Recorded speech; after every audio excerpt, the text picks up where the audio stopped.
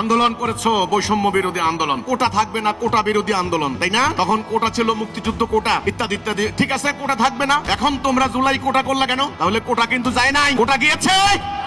যায় নাই। তোমরা বলেছো কলেজ বিশ্ববিদ্যালয়ে একটা দল, স্বৈরাচারী দলের ছাত্র সংগঠন, তারা সাধারণ ছাত্রদের উপর জুলুম করছে, জিম্মি হচ্ছে, একটা চর দখলের মতো হল দখল, ভার্সিটি দখল করছে।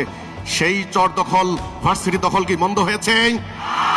অন্য রঙে, অন্য কালারে, অন্য স্লোগানে আজকে কি দখল বাণিজ্য হয় নাই?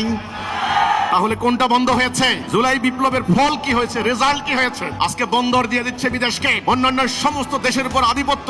তোমরা বলেছো, মিছিল করেছো, দিল্লি না ঢাকা, দিল্লি না ঢাকা, দিল্লির আধিপত্য মানি না, দিল্লির হেজিমনি মানি না। ভালো কথা, আমরা দিল্লির আধিপত্য মানি না।